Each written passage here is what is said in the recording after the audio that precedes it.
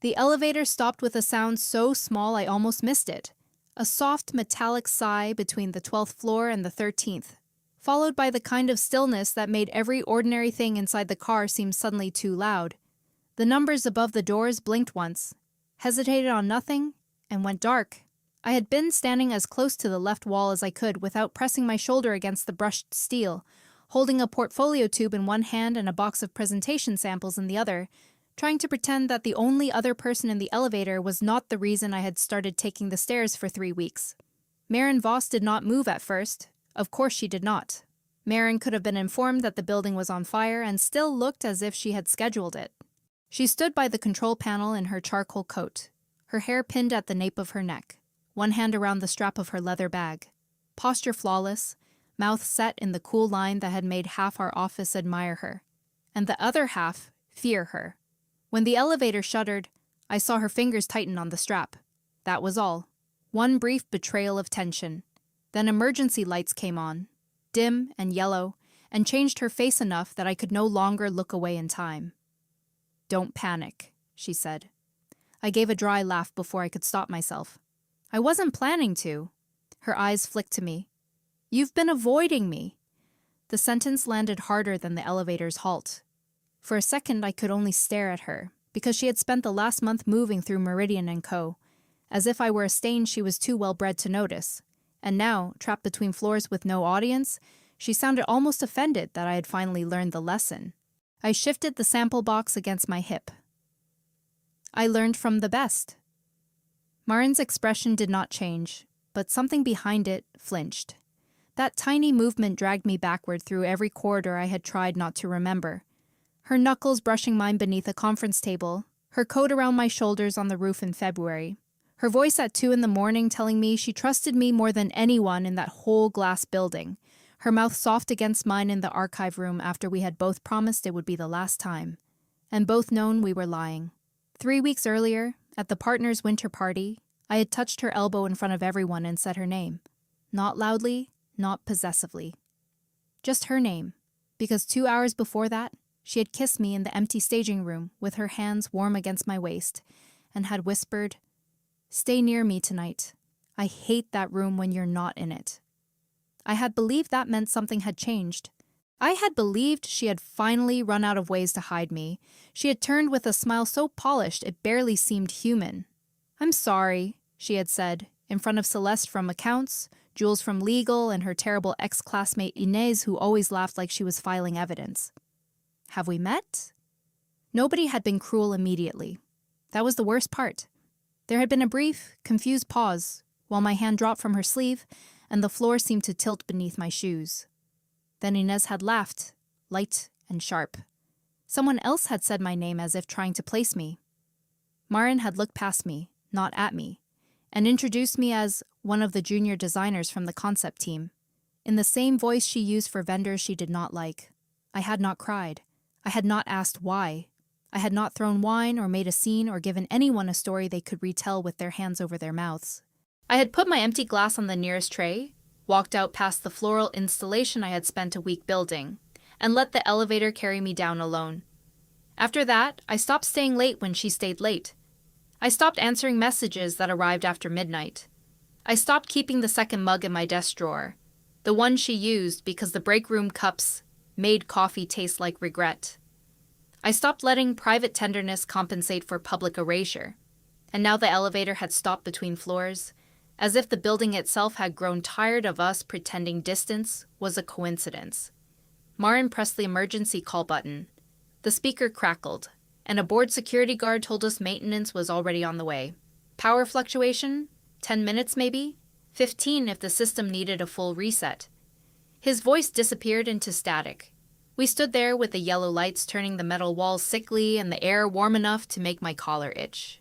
Maren looked down at the control panel after the line cut off. "Are you okay?" It would have been easier if she had sounded cold. She did not. She sounded careful, stripped of her office voice. That was the unfair thing about her. In public, she was the kind of woman people moved aside for without being asked. Senior strategy lead by 28. Youngest person in the firm to land a city arts contract. Charming when she wanted something. Terrifying when someone wasted her time. She wore confidence, like tailoring. But alone, late at night, with a door closed and her guard down, she became quieter. Not gentle exactly, because gentleness had never come naturally to her, but intent, present. She remembered things I said once and pretended not to care about. She listened to me talk through design problems as if every word mattered. She had sat on my kitchen floor eating noodles from the pan because my only chairs were covered in fabric swatches, and she had laughed into her wrist when I told her she looked like a disgraced duchess. "I am stuck in an elevator with you," I said. "So no, not especially." "Mara, don't." My voice came out sharper than I intended. The portfolio tube knocked softly against the wall when I turned. "You don't get to use that voice now." "What voice?" "The one that makes it sound like we're alone enough for you to be honest." She folded her arms, then unfolded them, as if even her body could not decide whether to defend or surrender. "I deserve that." "Good. Saves me the trouble of explaining." For a moment, the elevator hummed faintly, not moving, just reminding us that machinery could fail as elegantly as people. I focused on the seam between the doors. I had a presentation in 20 minutes on the 16th floor, a redesign pitch for the East Wing Gallery that I had spent most of the month perfecting while pretending I did not notice Maren watching me across the studio. The sample box held glass film gradients, textile panels, miniature light screens, and 2 models I had cut 3 times until the proportions worked. My hands needed to stay steady. I would not let her turn me into the girl who fell apart in the elevator before her first solo pitch. Maren's reflection appeared beside mine in the doors, taller, composed, ruined only by the fact that she could not make her eyes look indifferent. "I avoided you first," she said. I closed my eyes briefly. "Yes, I noticed. I thought if I made distance obvious enough, you would stop waiting for me to be brave." That made me turn. "Is that supposed to be noble?" "No." Her answer came quickly. Too quickly to be rehearsed. "It's supposed to be what happened." I stared at her. The old part of me, the part that had spent months collecting crumbs and calling them proof, wanted to lean toward any explanation. The newer part of me had learned to be suspicious of pain that arrived dressed as confession. "Why?" I asked. "Why avoid me at all? Why kiss me like I was something you couldn't give up, then look through me like I had imagined it?" Maren's jaw tightened. She looked away, not because she did not know the answer, but because she did. Because everyone in that room already had a version of me they understood. "And I didn't fit?" "You mattered too much." I laughed once, short and ugly. "That is a very pretty way to say I embarrassed you." Her head snapped toward me. "You never embarrassed me." "No. You did that, all by yourself." The words stayed between us, not loud, but impossible to take back. Maren looked at the floor. In the office, she was famous for never losing an argument. She could slice through weak logic in client meetings with a polite question and leave grown men thanking her for the injury. But here, without spectators, she had nowhere useful to put her cleverness. "I grew up in rooms like that," she said at last. "Rooms where people know who is acceptable before anyone says a name.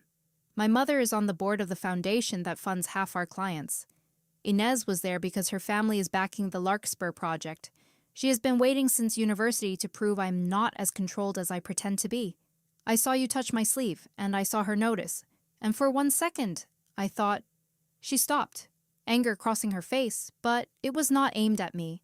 "I thought if she knew you were mine, she would turn you into a weakness."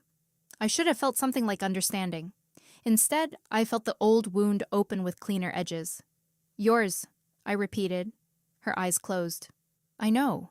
No, I don't think you do, because I was never yours in that room. I was a junior designer you pretended to meet for the first time. I was afraid. I was humiliated. I know. You know now because I stopped making it comfortable for you not to know." She looked at me then, and the elevator seemed smaller. "Yes." The honesty of that answer unsettled me more than denial would have. I had prepared for excuses, for polished explanations about timing and pressure, and complicated professional boundaries. I had not prepared for her to stand there and admit that my absence had taught her more than my patience ever had. The speaker crackled again before either of us could speak. Maintenance needed more time. The system had locked for safety. 20 minutes, maybe 30. Maren acknowledged the guard, then looked at the sample box cutting into my arm. "Let me take that." "No. It's heavy." So was pretending not to cry in front of your friends. I managed. Pain crossed her face plainly this time. I hated that I still recognized it. I hated that some quiet, traitorous corner of me wanted to soften. But softness had been the currency I paid for secrecy, and I had spent too much already. "I have a pitch," I said. "If I miss it because of this elevator, Mira will give my slot to Gavin." "Mira won't," Maren said. "You don't know that." "I do. I spoke to her yesterday about your installation model." That stopped me. "Why?" "Because she asked whether I thought you were ready for the East Wing presentation." I held the box tighter. "And?" "And I said she was asking the wrong question. You were ready 3 months ago. She was late noticing." It landed somewhere I did not want her to reach. For weeks I had told myself that every kindness from Maren had been private, because privacy was where she could afford generosity without cost. But a recommendation to Mira, senior partner and gatekeeper of the project, was not nothing. It did not erase the party. It did complicate the shape of my anger. "You should have told me," I said. "You weren't answering my messages. I wonder why." A faint, miserable humor touched her mouth and vanished. "Fair." The elevator gave a sudden jolt. I stumbled, the sample box slipping. Maren caught it before it fell, one hand under the cardboard, the other hovering near my elbow without touching. That hesitation did more damage than if she had grabbed me. Once, she would have steadied me automatically, then pretended in public that distance was professional. Now she knew the difference between help and permission. "Are you hurt?" she asked. "No." She passed the box back carefully. "Good." The lights flickered. In the brief dark, I remembered another elevator. 2 months earlier, after a client dinner, Maren had stepped in beside me with rain in her hair, and a secret smile she never wore upstairs. We had ridden down alone, and she had taken my hand without looking at me, her thumb tracing the inside of my wrist as if she were reading a map. When the doors opened, she let go before anyone could see. I had told myself it was temporary. I had told myself love sometimes needed a narrow hallway before it could find a room. Now, trapped in the same kind of box, I understood that I had mistaken hiding for waiting. "Tell me something," I said. "If the elevator opens and Inez is standing there, do you know me?" Maren's eyes sharpened with hurt she had no right to show. "Yes." "Do you know me if Mira is there?" "Yes." "Your mother," she took longer. Not long enough to be a lie, but long enough to reveal the cost. "Yes." I studied her. "Why should I believe that?" "Because I'm tired of being someone I despise whenever it matters." The sentence was quiet. It did not ask me for anything. Maybe that was why I believed she meant it, even though I did not yet trust it. The elevator lurched again, then began to move. Not smoothly. It crawled upward with the stubbornness of a machine reconsidering mercy. We both faced the doors. At the 13th floor, it stopped and opened onto 2 maintenance workers and Mira herself. Silver hair cut blunt at her chin, tablet in hand, impatience radiating from her like expensive perfume. "There you are," Mira said. "Both of you." The pitch is delayed. Gavin spilled resin on the conference table so the universe remains just. I exhaled before I could stop myself. Mira's gaze moved from me to Maren, then to the sample box. "Avery, bring your materials. Voss, you were supposed to be upstairs 10 minutes ago." Maren did not step out first. She looked at me, not secretly, not through the reflection, not with the quick private flicker she used to save feeling for empty rooms. She looked at me in front of Mira and the maintenance crew and said, "Can I carry the models? They almost fell." Mira's eyebrows lifted. Mine probably did too. I could have said no. Part of me wanted to. But this was not a claim. It was an offer with witnesses and no demand attached. I handed her the smaller box. Our fingers did not touch. "Try not to spill them like Gavin," I said. Maren's mouth softened. "I'll do my best." It was not forgiveness. It was not even a beginning. But when we walked down the corridor toward the conference suite, side by side with people watching us, simply because Maren Voss rarely carried anything that was not her own authority. I felt the first small shift in the architecture of what had been hidden. The pitch should have been the only thing I remember from that day. In a professional version of my life, it would have been. I would have stood beneath the projected renderings, explained how the East Wing could become less of a sterile corridor and more of a living threshold between archival work and public exhibition, then watched Mira's face for signs of approval. I did those things. My voice shook only once, when Gavin coughed in a way that might have been intentional, and Maren cut him a look so cold he discovered sudden interest in his notes. I spoke about translucent barriers, touch-responsive fabric panels, community memory walls, and lighting designed to change slowly as visitors moved through the space. I answered 3 questions from partners who had previously treated me like a decorative intern despite my title. I watched Mira tap one fingernail against her tablet, which meant she was listening closely enough to be dangerous. At the end, she said, "This is not a junior proposal." Gavin smirked. "Ambitious, then?" "No," Mira said without looking at him. "I meant that as praise." The room shifted. Small things mattered in firms like ours. A partner's tone could alter gravity.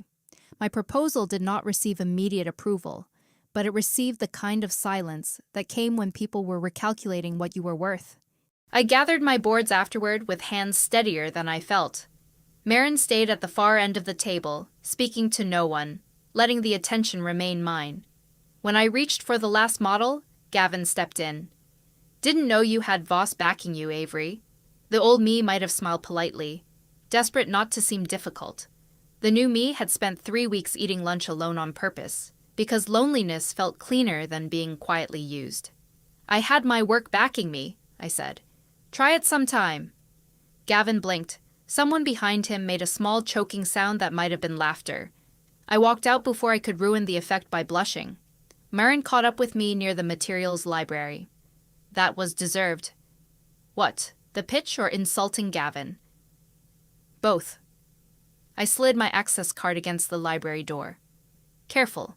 Compliments in hallways. Very risky. She accepted that without defense. "Can we talk later?" The question was gentle enough to hurt. She had asked, not assumed. She had learned at least that much in the elevator. "I have work," I said. "After?" "I don't know." She nodded once. "Then I will not wait outside your office like a criminal in a romance film."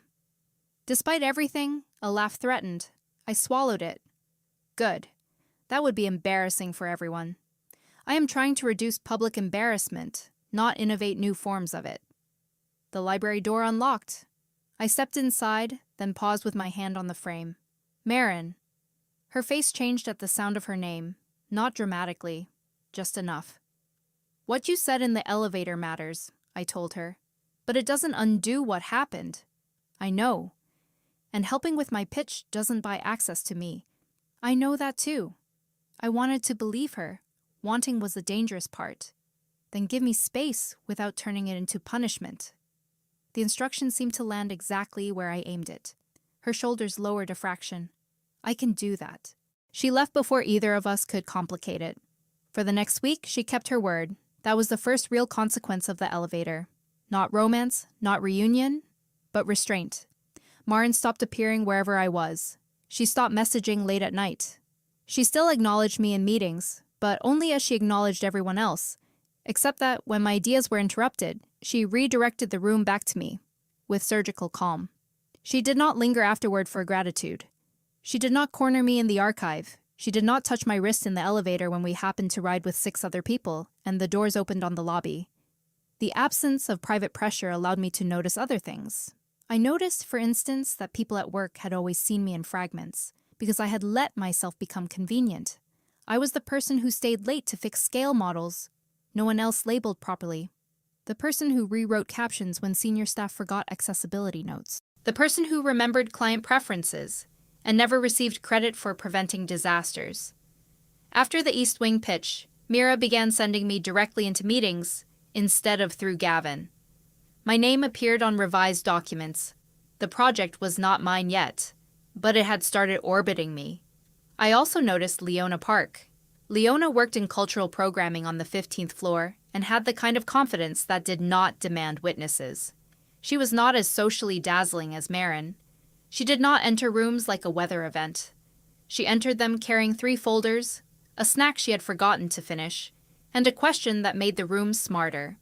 Her laugh arrived easily and left people warmer. I had known her in passing for a year, mostly through project handoffs and elevator nods. After my pitch, she stopped by my desk with a visitor flow report and a packet of tiny sour candies. "Congratulations on scaring Gavin," she said. I presented a design proposal. I heard both things happened. I looked at the candies. "Are these a bribe?" "Absolutely. I need you to tell me whether your memory wall can support community audio clips, or if I have to pretend I enjoy silent exhibitions." The question was practical. The attention behind it was not casual. We spent 20 minutes marking up a plan, and when she left, she tapped the edge of my desk twice. "Lunch sometime," she said. "For actual food, not just work. You look like someone who forgets soup exists." I thought of Maren because of course I did. Then I thought of the party, of being turned into a stranger, of the way my life had narrowed around waiting for one woman to become brave. "Maybe," I said. Leona smiled, as if maybe were respectable. I'll earn a better answer. She did not flirt like she was trying to win a game. She flirted like she had noticed me, and was curious what I would do with that information. It should not have mattered as much as it did. But after months of being important only behind doors, being asked plainly in the middle of the office felt almost extravagant. The lunch invitation happened on a Thursday, when rain blurred the windows, and the cafeteria smelled of roasted tomatoes and wet coats. Meridian's lunch area was not glamorous. It occupied a long atrium between the old factory building and the newer glass addition, full of planters no one watered correctly, and tables arranged to imply collaboration while guaranteeing gossip. I usually took my food to the stairwell, or the materials library, but Mir had ordered the East Wing team to behave like colleagues rather than feral specialists, which meant eating together twice a week until morale improved or someone resigned. I sat with Priya from fabrication, who liked me because I had once helped her carry a broken plinth down 4 flights when the freight elevator failed. Gavin was at the other end of the table, pretending not to monitor our conversation. Maren sat 3 tables away with Inez, who had reappeared at the firm as a foundation liaison, all elegant malice and red lipstick. I had not known she would be there. The sight of her made the old party humiliation press briefly behind my ribs, but I kept eating. Leona arrived balancing a tray, a folder and 2 oranges. "Avery," she said, stopping beside our table. "I have upgraded from maybe." Priya glanced between us with immediate interest. "This sounds better than Gavin complaining about resin costs." "It is," Leona said solemnly. Then she looked at me. "There's a small opening at the Calder Annex tomorrow. Community Textile Archive, private preview, questionable wine, excellent curator. Come with me." Priya's eyebrows climbed. Gavin stopped pretending not to listen. I felt Maren's attention before I saw it. It moved across the atrium like a draft. "As work?" I asked, because my first instinct was still to build myself an exit. Leona considered me. "No." "As dinner after, too, if the preview doesn't make you regret my taste." The table went quieter in that particular way people think is subtle. It was not. Leona did not look embarrassed. She waited, confident without cornering me. That mattered. There was no trap in her tone, no performance for the room. She had asked because she wanted an answer, not because she wanted someone else to see her asking. I set my fork down. My real emotional state was not clean enough for a simple yes. I liked Leona. I liked the calm of her. I liked the fact that she saw my work without making me feel indebted for being seen. I also knew that part of me was still full of Maren, not in a romantic, glowing way, but in the way a room remained shaped by furniture even after you dragged it out. I did not want to use Leona to prove I could be wanted. "I'd like to go to the preview," I said carefully, "and dinner. But I should be honest that I am coming out of something messy, even if it was never public enough to count as a thing to anyone else." Leona's expression softened, but not with pity. Messy is allowed. Dishonest is boring. Priya muttered, "Put that on the company values page." I smiled despite myself. Then yes, Leona grinned. Good. I'll send you the details. Wear shoes you can stand in, and a face that says you understand art funding. I only have one of those. I'll bring backup cynicism. She walked away, and conversation returned with the awkward enthusiasm of people pretending they had not just witnessed a personal development. Priya leaned close and whispered, I like her. She looks like she would label leftovers. That's your romantic standard? It's a foundation. Across the atrium, Maren stood so abruptly that her chair scraped the floor. Inez looked up, amused. Maren did not look at her. She crossed the space with a controlled pace that failed entirely at seeming casual. I watched her come, and anger rose before anything else. Not fear, not longing. Anger, clean and bracing. She had spent months protecting her distance like it was sacred, and now that someone else had stepped into it, she suddenly knew how to move in public. She stopped beside our table. Avery, do you have the revised flow diagrams for the East Wing? Gavin frowned. We don't need those until Monday. Maren did not spare him a glance. I wasn't asking you. Priya coughed into her napkin. I looked at Maren. Her face was composed for everyone else, but I could see the strain at the edges. They're in the shared folder. I wanted to discuss them. During lunch? After. I'm busy after lunch. Her eyes flicked toward the direction Leona had gone, then back to me. She caught herself too late. The jealousy was not dramatic. It was worse because it was restrained, visible only to those who knew where to look. Her fingers curled once at her side. I see, she said. Something in me snapped. Not loudly, but enough. Do you? Priya became fascinated by her soup. Gavin looked delighted in the way small men look when women are about to hurt each other, and he gets to call it professionalism later. Maren's voice lowered. Can we not do this here? I almost laughed. That's funny. Her face paled slightly. The consequence of her own words reached her. Here was the atrium, full of colleagues, foundation liaisons, project staff, gossip, hierarchy. Here was the kind of room she had always treated as too dangerous for truth. And here I was, no longer willing to follow her into hiding on command. I stood, taking my tray. You can email me about the diagrams. Mara. The name was quiet, but not quiet enough. Priya heard it. Gavin heard it. Inez certainly heard it from 3 tables away. I saw her head tilt with sudden interest. I met Maren's eyes. Don't use private names in public only because you're jealous. The atrium did go silent then, at least around us. Maren stood very still. For a second I saw panic cross her face, not because people might suspect, but because she understood that I had named the exact shape of the harm and had not softened it for her comfort. Leona, who had returned for a forgotten orange, paused a few feet away. I wished she had not witnessed it. Then I was glad she had, because secrets flourished in carefully managed absences. Maren inhaled. You're right. No one moved. She turned, not to me, but to the table, to Priya and Gavin and the 2 junior architects pretending not to stare. I interrupted Avery's lunch for personal reasons and framed it as work. That was inappropriate. Gavin blinked as if the language had entered the room wearing a disguise. Maren looked back at me. I'm sorry. The apology did not fix anything, but it cost her something. I could see it in the way Inez slowly smiled from across the atrium, in the way Gavin's expression sharpened, in the way Priya looked from Maren to me and decided, visibly, to remember everything. Accept it as a workplace apology, I said.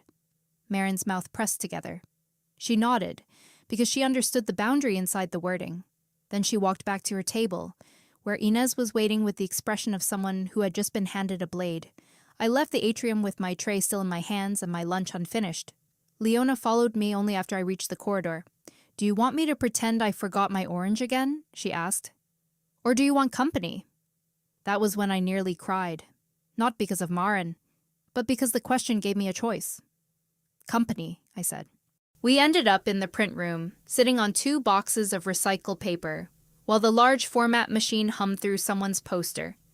Leona peeled one of her oranges and handed me half without commentary. I won't ask for details, she said, but I will ask whether dinner tomorrow makes things worse for you. No, I said, then corrected myself. Maybe, but not because of you.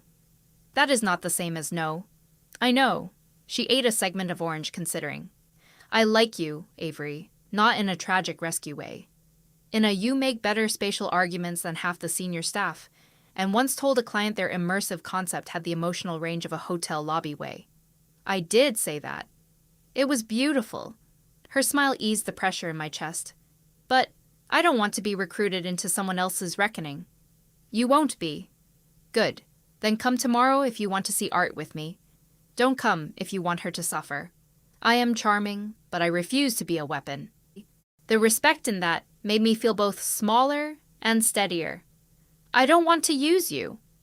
I believe you. I also believe people use other people by accident when they're hurt. I looked at the orange peel curling in her palm. Then tomorrow should be just the preview, no dinner.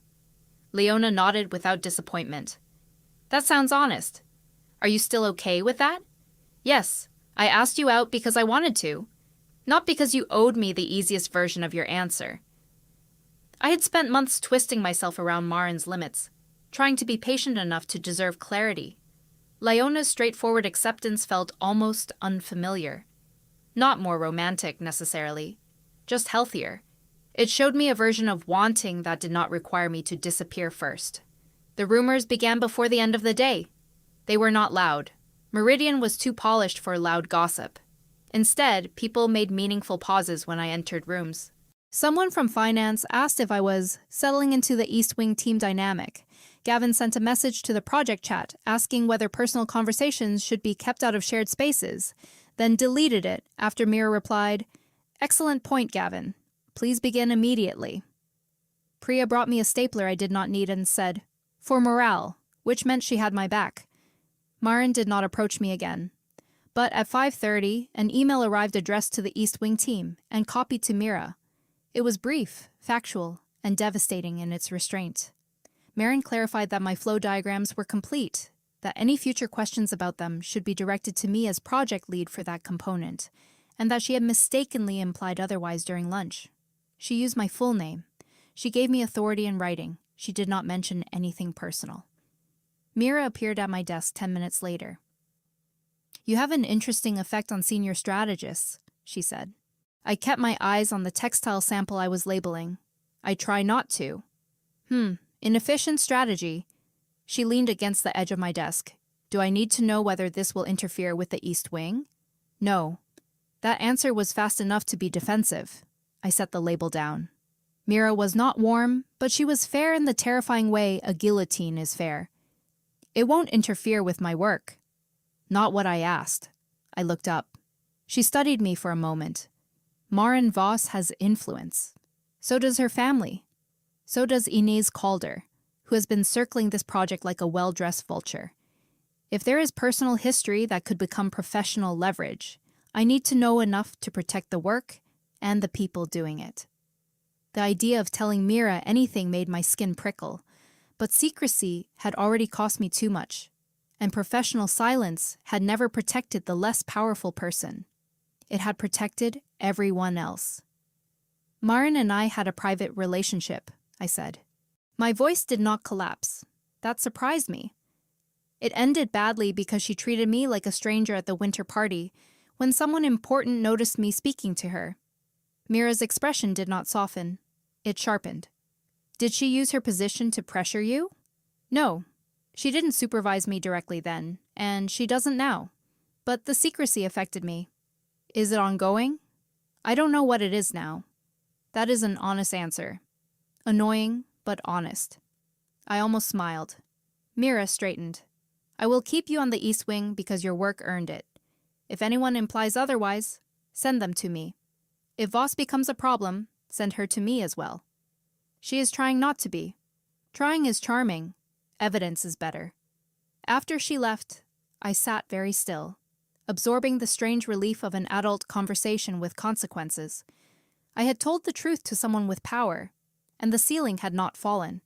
The world did not become simple, but it became less dependent on Maren's courage alone. That mattered. The Calder Annex preview the next evening was held in a converted postal building with cracked marble floors and lighting that made every textile look like it held weather. Leona met me outside wearing a green scarf and carrying a notebook small enough to suggest she took notes at parties and large enough to prove she meant it. She looked me over once, not lingering in a way that made me feel appraised, and smiled. "You brought the art funding face." I practiced in the mirror. Terrifying commitment. We moved through the exhibition slowly. The archive focused on garments donated by families who had migrated through the city over 4 generations. Work aprons, wedding shawls, protest banners stitched under curfew, children's coats patched until they became maps of survival. I forgot myself inside the work. That was one of the gifts art gave me. It took my private ache and placed it among larger histories, without diminishing either.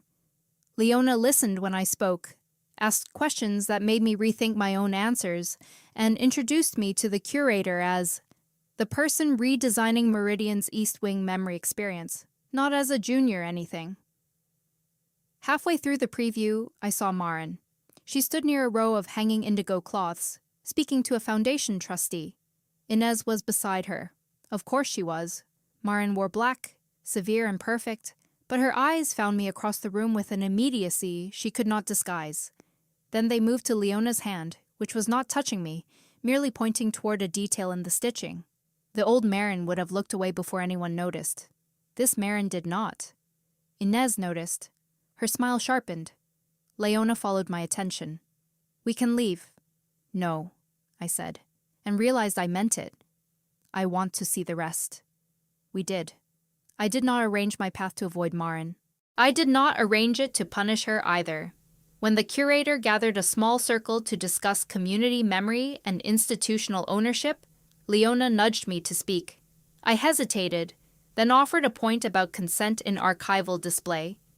How communities should not only provide material, but retain some control over context. The curator engaged. A trustee asked a follow-up. I answered. Across the circle, Maren watched with an expression I could not read, until Inez leaned toward her and murmured something. Maren's face closed. After the talk, Inez approached me while Leona was speaking with the curator. She carried a glass of wine and the confidence of someone who had never had to wonder whether cruelty would be mistaken for wit. "Avery, isn't it?" she said. "Or do people call you Mara now?" The name in her mouth felt stolen. I faced her. "People who know me do." "How lovely. Meridian is becoming such an intimate workplace." She glanced toward Leona, though perhaps not too intimate in one direction. I could have ignored her, but the trouble with swallowing disrespect is that the body remembers each mouthful. "Do you need something, Inez?" Her eyebrows rose. "Only clarity. The Foundation prefers uncomplicated teams. Personal dramas can endanger funding. Then stop manufacturing one." The wine in her glass tilted slightly as her hand tightened. "Careful." "I have been," I said. "That's what made me so tired." Maren appeared beside us before Inez could answer. For one awful second, I braced for the old pattern. Maren smoothing the room, minimizing me, choosing reputation over truth. But she did not look at me first. She looked at Inez. "Leave her alone." Inez laughed softly. "There it is." "Yes," Maren said. "There it is." The simplicity of it stunned even Inez. A trustee nearby turned. Leona fell quiet behind me. Inez lowered her voice. "Do you want to think carefully about what you're making visible?" "I have." Maren's tone was calm enough to be lethal. "You are here as a liaison, not as a threat. If the Foundation has concerns about the East Wing team, put them in writing. If you use personal insinuation to interfere with Avery's work again, I will put that in writing." "And your mother?" Maren's face changed at the mention. Not fear exactly. History. "My mother can read." Inez stared at her, then smiled with genuine dislike. "How brave you've become." "No," Maren said. "Just late." The words reached me with force because they were not grand. They were not designed to impress. They named the truth without asking me to reward it. Inez walked away. The nearby trustee pretended to examine a banner with desperate concentration. Maren turned to me then. "I'm sorry she approached you." You didn't send her. No, but I made it easy for her to think you were undefended. Leona stood close enough to hear, silent enough not to intrude. I appreciated her for that. Maren glanced at her. Leona. Maren. There was no hostility in Leona's voice, only assessment. Maren seemed to accept it as deserved. I won't interrupt your evening, Maren said to me. I just wanted that to stop. It did, I said. She nodded and stepped back. Not far, just enough to let me decide whether the conversation continued. Another small proof. Another piece of evidence, as Mira would say. Leona waited until Maren left before speaking. That was not nothing. No. How are you? I looked at the indigo cloth swaying faintly in the ventilation. Confused. Respectable. I am sorry your preview became this.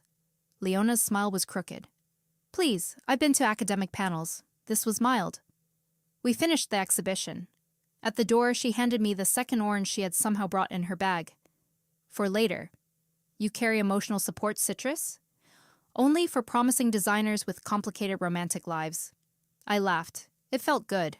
Not like escape. Like returning to myself. Outside, under the awning, I told her the truth I owed her.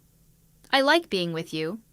But I am not available in the way you deserve. Leona looked out at the wet street. I suspected. I didn't want to make you a detour. You didn't, she turned back to me. You were honest before anything could become unfair. That counts. I'd like to be friends, if that isn't insulting. It's only insulting when people say it because they want admiration without responsibility. Her eyes warmed. You say it like someone offering a real chair. That is the weirdest compliment I've ever received. Take it. I'm very original. We parted with a hug that was gentle and unconfused. I walked to the train with the orange in my coat pocket and a strange ache behind my ribs. Not heartbreak. Something closer to grief for the self who had thought wanting one woman meant having no choices. Maren's message arrived that night at 10:17. Not a plea. Not a paragraph. Just, I told my mother. I stared at the words until the screen dimmed. Then another message appeared. Not about everything. About enough. That I was seeing someone. That I had hidden it because I was afraid of her judgment and the Foundation's politics. That the person I hurt works at Meridian and did nothing wrong. She was furious. I did not die. I read it twice. My thumb hovered over the keyboard. What did she say? I typed. The response came after a minute. That I had poor timing, poor strategy, and apparently a conscience after all. Despite myself, I smiled. Then I stopped, because smiling did not mean safety. Why are you telling me? I wrote. Because secrecy helped me avoid consequences. I am trying to stop doing that. I set the phone down and walked to my window. My apartment looked over the backs of restaurants and a narrow alley where delivery bikes slept chained to railings. It was not beautiful, but it was mine. For months, Maren had entered it like a confession and left it like a crime scene. She knew where I kept extra blankets, which burner on my stove clicked before lighting, how I labeled fabric scraps by mood when deadlines got bad. She had been more present in my private life than anyone. Yet I had known almost nothing about how she would choose me in daylight. The phone buzzed again. I don't expect an answer tonight. For once, I did not give her one. The next 2 weeks were full of evidence. That was the only way I could think of it. Not promises, not romance, not the old heat rushing back to fill every crack. Evidence. Maren corrected a rumor before it reached me. Gavin, emboldened by gossip and too much mediocrity, joked in a meeting that I had a talent for strategic alliances. Before I could respond, Maren said, "If you mean Avery's design work, say that. If you mean something else, explain it clearly enough for HR to enjoy." The room went still. Gavin turned red. Mira looked almost entertained. I did not thank Maren afterward. She did not seek thanks. Maren also withdrew from Inez's private foundation subcommittee, a move that cost her access to a prestigious future contract. When someone asked why, she said there was a conflict of interest. She did not say my name, but she did not hide that the conflict was personal. In a firm where everyone treated ambiguity like currency, her refusal to be vague became its own statement. The biggest proof came on an ordinary Tuesday. I was in the materials library with Priya, testing acoustic panels, when Maren appeared at the door with Mira beside her. My first instinct was still to brace. Then Mira said, "Voss has something relevant to the East Wing politics. I told her to say it where it belongs." Maren held a folder. "Inez has been pushing the foundation to request a leadership review on the community memory component. She framed it as concern about experience level." Priya swore softly. Mira's face went flat. And I have emails showing she raised no concerns until after the Calder preview. Maren placed the folder on the table. I also included my own written disclosure of personal history with Avery and my recommendation that I recuse myself from any evaluation of her role to avoid bias. I stared at her. "You recused yourself?" "From evaluating you, not from supporting the project structurally." Mira opened the folder. "This is annoyingly responsible." "I am devastated by your approval," Maren said. Priya looked between them. "Is this what rich people call drama? Because I need a glossary." Maren did not smile, but her eyes flickered. Mira left with the folder, already composing someone's professional destruction in her head. Priya followed, claiming she needed to see which hallway catches fire first. I remained by the acoustic panels. Maren stood in the doorway, not entering. "You didn't have to remove yourself," I said. "Yes, I did. It might hurt your position." "Probably." The word was plain. No martyrdom, no request that I admire the sacrifice. "Why?" I asked, though I knew. "Because I can't ask you to believe I respect your work while benefiting from the power to define it." There it was. A new issue, not the old argument about shame. Power, credit, the professional shape of a personal wound. My anger had not disappeared. It had developed bones. "Thank you," I said. "For the work part." She accepted the boundary inside that too. "You're welcome." She turned to leave. "Maren." She paused. "The personal part." I struggled, because clarity did not always arrive elegantly. "I see what you're doing. I need you to know that." Her shoulders lifted with a quiet breath. She did not turn around. "That's enough for today." It was. I liked that she knew. The elevator failed again on a Friday evening, though not with us inside it. A printed notice appeared in the lobby. "Service interruptions expected. Please use stairs where possible." Priya taped a note beneath it that said, "Emotional service interruptions also expected. Please use boundaries where possible." By noon, half the office had photographed it. Mira left it up until facilities complained. That same Friday, the firm hosted a donor preview for the East Wing concept. Not a full gala, but close enough to require black clothes, controlled smiles, and food too small to trust. My installation model stood in the center of the 16th floor studio beneath a wash of warm light. Visitors moved around it with glasses in hand, asking questions that ranged from insightful to punishingly wealthy. I answered as many as I could. Mira hovered like a stylish hawk. Priya adjusted a loose connection behind a panel with a hairpin. Gavin stayed far from me, which improved the event's atmosphere. Maren arrived late with her mother. I knew Mrs. Voss by reputation long before I saw her in person. Maren Voss, foundation chair, patron of public arts, collector of favors, woman whose name turned budgets into doors. She was elegant in a way that made elegance look like discipline rather than pleasure. Maren resembled her enough that my stomach tightened. Not because Helene was beautiful, though she was, but because I could suddenly imagine the rooms Maren had grown up in. Every feeling measured, every choice evaluated for optics, every vulnerability converted into liability. Maren saw me see them. For 1 second, the old fear moved across her face. Then she did something so small, most people missed it. She stepped slightly away from her mother and toward me. Helene followed her gaze. "This is Avery?" The use of my name without introduction told me enough. Maren's voice was steady. "Mara Avery, lead designer for the memory wall and spatial narrative system." Lead designer, not junior. Not someone from the concept team, not a stranger. Helene offered her hand. "Ms. Avery." I shook it. "Mrs. Voss." "I understand my daughter behaved badly." The sentence was so direct that I nearly forgot every polite response I knew. Maren's face went very still. "Mother," she said. Helene did not look at her. "Am I wrong?" The room continued around us, but this corner of it seemed sharpened. I could have protected Maren. Once, I would have. I would have softened the truth because her discomfort would have felt like my responsibility. "No," I said. "You're not wrong." Maren looked at me, not betrayed. Almost relieved. Helene nodded once. "Good. Clarity saves time. Your work is stronger than the proposal I saw last spring." "Thank you. Do not let foundation politics make you timid." "I don't plan to." "Excellent. Timidity is expensive." She moved on to inspect the model, leaving Maren and me standing beside a table of miniature tarts. Neither of us touched. "That was my mother's apology," Maren said after a moment. "Translated loosely." I gathered. "She likes you." She insulted timidity near me. That's practically adoption. A laugh escaped me. Maren heard it and looked startled, as if the sound were something she had not allowed herself to hope for.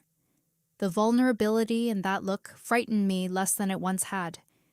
Maybe because it was happening in a room full of people, and she was still standing there. Inez arrived an hour later. She chose her moment well. Mira was occupied with a city council member.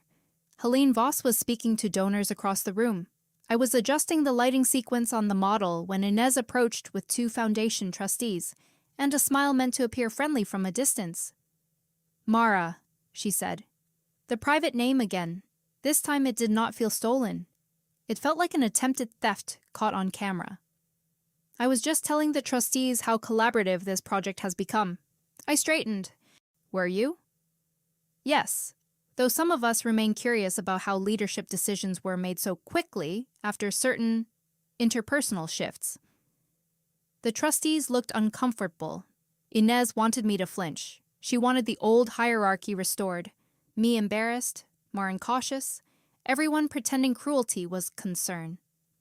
Before I could answer, Maren stepped beside me. Not in front of me. Beside me. "The leadership decisions were made by Mira based on documented work," she said. "My relationship with Mara created a conflict in my evaluation, so I removed myself from that process." One trustee blinked. The other looked deeply interested in the floor.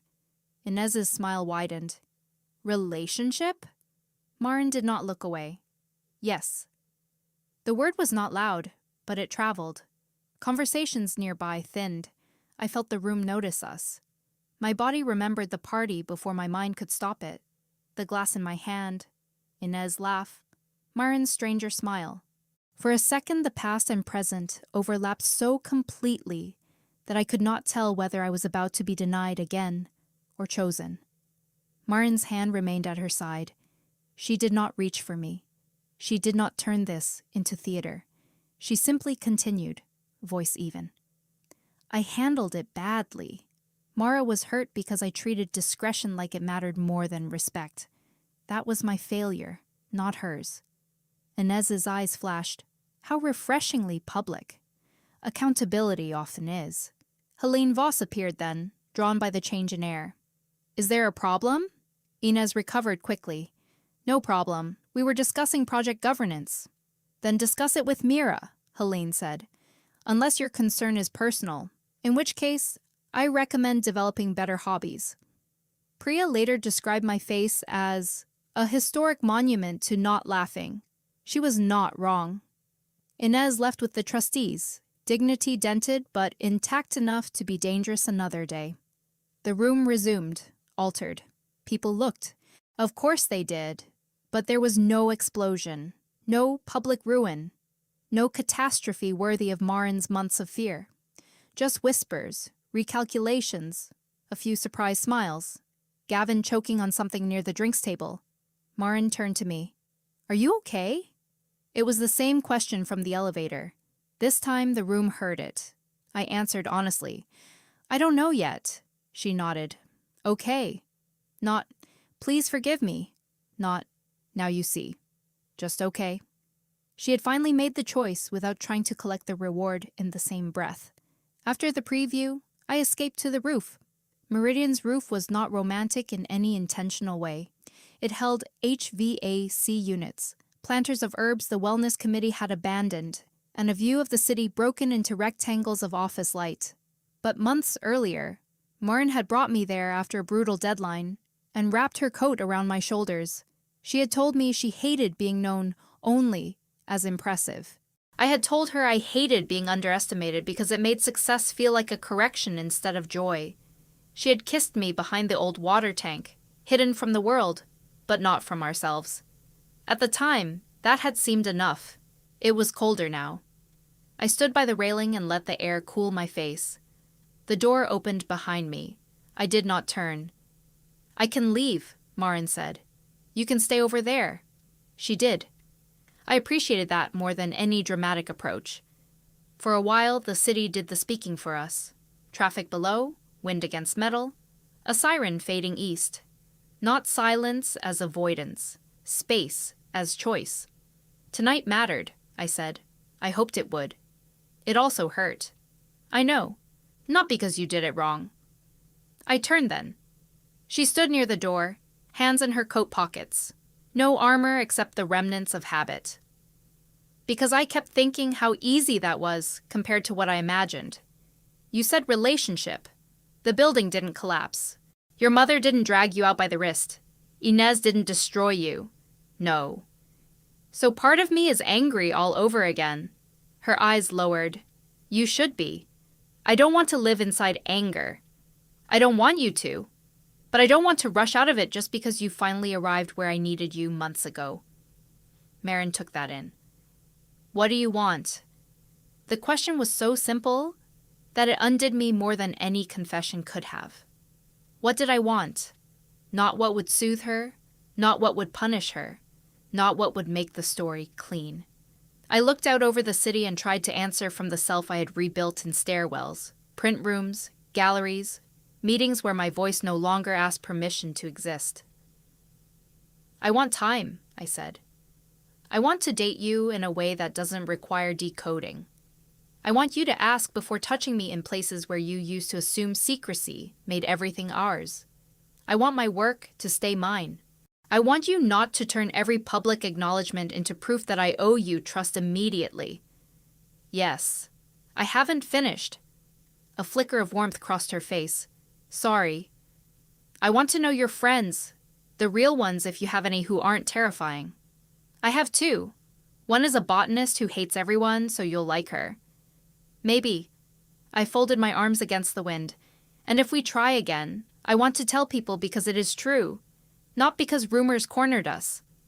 Maren stepped one pace closer, stopping well outside my reach. I want all of that too, and I want to earn the parts you don't know how to give me yet. The sentence could have been too perfect, but her voice broke slightly on earn, and that saved it from performance. I was awful at loving you, she said. Not because I didn't feel enough, because I treated feeling as if it excused cowardice. I thought wanting you privately proved something. It didn't. It only proved I knew where to go when I wanted comfort. I looked at her, the wind loosening strands from her pinned hair.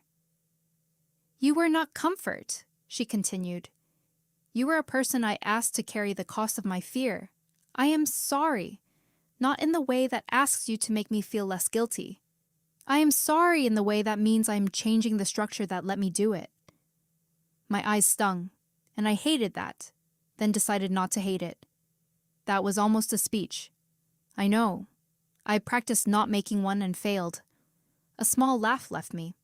Her smile answered carefully, as if afraid to startle it away. I missed you, I said. It came out before I could make it safer. I missed you even when I was furious. That made me feel stupid. You were never stupid. I was hopeful in ways that hurt me. Then I want to be careful with your hope. The rooftop door opened and Priya stuck her head out. Sorry. Mira says if you two are processing, process faster because the deputy mayor wants to congratulate Avery and nobody can find her. Maren looked at me. For the first time, the interruption did not save us from a decision. It asked us to make one. I wiped beneath one eye with my thumb. I should go. Yes. Come with me? Her face changed. Not triumph. Not relief exactly. Recognition of the trust inside the invitation. Are you sure? No, but I'm choosing it. She came to my side without touching me. We walked back into the building together, Priya pretending not to beam ahead of us. The deputy mayor did congratulate me. So did Mira, in her way, by saying, "Your answers were less annoying than usual."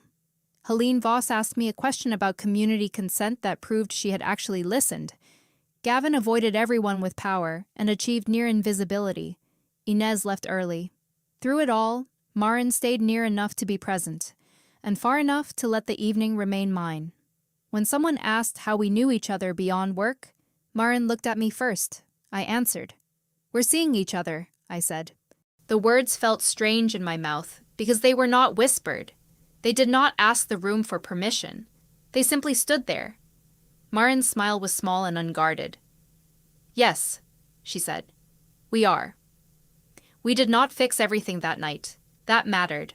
Stories lie when they make courage look like a door you passed through once. The weeks that followed were better, and sometimes awkward, and occasionally painful in new ways. People at work adjusted with varying degrees of grace. Priya became smug beyond reason. Mira instituted a disclosure policy so dryly worded that everyone knew it had been born from our disaster. Leona and I became real friends slowly, without the charged uncertainty of that first invitation. She teased me about Maren only after asking whether teasing was welcome. It eventually was. Maren introduced me to her botanist friend, Sabine, who did hate everyone except her plants, and, inexplicably, me. I met her other friend, Una, a criminally cheerful violinist who told me Maren had once called her at midnight to ask whether wanting someone to have spare keys was a symptom of emotional collapse. Maren tried to look dignified during that story and failed. We dated like people learning a new language after misusing the old one.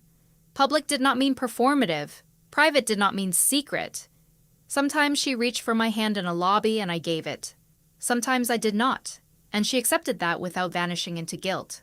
Sometimes I caught myself waiting for her to step away when someone important approached. When she did not, healing arrived not as fireworks, but as the quiet absence of an expected wound. The East Wing project was approved in early spring.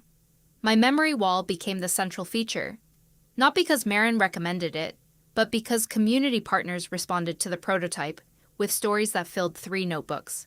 At the first public workshop, an elderly woman brought a scarf embroidered with the names of sisters she had not seen in 40 years. A teenager brought a jacket covered in patches from protests his mother had attended before he was born. People trusted us with objects that had survived more than most institutions deserved. I stood in the middle of the workshop listening, and felt my work become larger than my ambition. Maren attended as support staff, not lead. She stacked chairs, passed out consent forms, and spent 20 minutes helping a child untangle audio cables, with the solemn focus of a diplomat negotiating peace. At one point, I looked across the room and found her watching me. The look was warm, but it did not ask me to step out of my life and into hers. It met me where I was. After the workshop, we took the stairs because the elevators were being serviced again. Facilities claimed it was scheduled maintenance. Priya claimed the building was emotionally invested. On the landing between the 12th and 13th floors, I stopped. Maren, 1 step below, looked back. Tired? No. I touched the railing. Just remembering. Her expression sobered. So am I. The stairwell smelled faintly of paint and dust. Nothing like the elevator, yet the memory arrived anyway. Yellow emergency lights, the sample box cutting into my arm, Maren saying she had avoided me first, my own voice asking whether she would know me if the doors opened. That trapped half hour had not saved us. It had simply forced enough truth into the air that neither of us could pretend ignorance afterward. If that elevator hadn't stopped, I said, would you have told me? Maren considered, not hiding from the question. Eventually, maybe, but later than you deserved. I appreciated the honesty more than a comforting lie. I think I would have kept taking the stairs. I know. And you would have let me? For too long. She looked up at me. I'm trying to become someone who doesn't confuse restraint with avoidance. You're doing better. High praise. Don't get greedy. She smiled. Then after a beat, she held out her hand, palm up, not assuming. May I? I placed my hand in hers. The stairwell was public enough that anyone could enter, and private enough that the moment felt chosen, rather than displayed. Her thumb rested lightly against my knuckles. Nothing hidden. Nothing claimed, without consent. We walked down together, past the floor where the elevator had opened months before, past the corridor where Mira had first seen Maren carrying my models, past the atrium where Leona had asked me out, and Maren had learned jealousy was not the same as courage.